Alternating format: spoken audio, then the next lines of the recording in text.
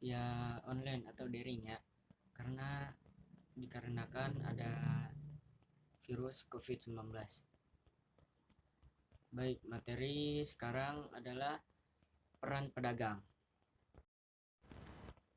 Para pedagang muslim dari Arab, Persia, dan India telah ambil bagian dalam kegiatan perdagangan Indonesia sejak abad ke-7.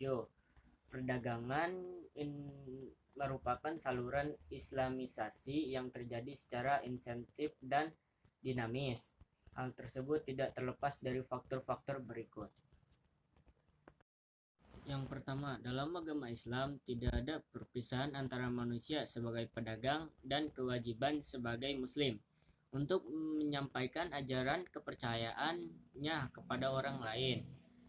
Yang kedua, perdagangan pada masa Islam di Indonesia sangat menguntungkan karena banyak golongan bangsawan dan raja yang ikut dalam perdagangan.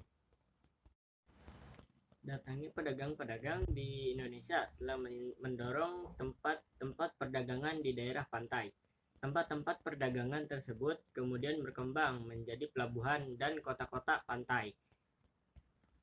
Bahkan, kota-kota pantai yang merupakan bandar dan pusat perdagangan berkembang menjadi kerajaan.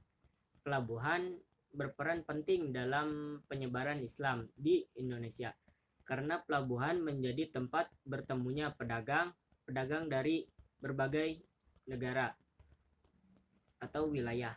Pada saat itulah sering terjadi interaksi antara para pedagang dan penduduk setempat. Pelabuhan merupakan peran strategis dalam proses masuknya Islam ke Indonesia. Berikut fungsi pelabuhan. Yang pertama, sebagai tempat persinggahan para pedagang.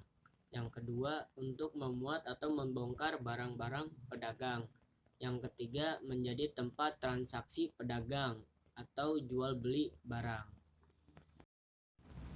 Pada umumnya, kegiatan pelayaran dan perdagangan berlangsung dalam waktu yang cukup lama. Hal tersebut menimbulkan pergaulan dan hubungan kebudayaan antara pedagang dan produk setempat.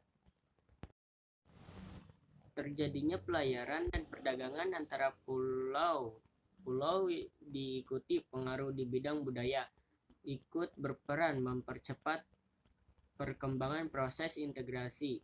Misalnya, para pedagang di Banjarmasin berdagang ke Makassar dan sebaliknya. Di Sumatera juga terdapat beberapa pusat perdagangan seperti Aceh, Pasai, Barus, dan Palembang. Pusat perdagangan di Jawa seperti di Banten, Sunda Kelapa, Jepara, Tuban, Gresik, Surabaya, dan Blambangan. Sejak abad ke-16, perkembangan kerajaan Demak dan beberapa bandar sebagai pusat perdagangan. Dengan demikian terjadi hubungan dagang antar daerah dan antar pulau. Oke, sekarang sesi pertanyaan. Siapa yang belum paham atau belum mengerti, silakan tanya ke Bapak melalui WhatsApp.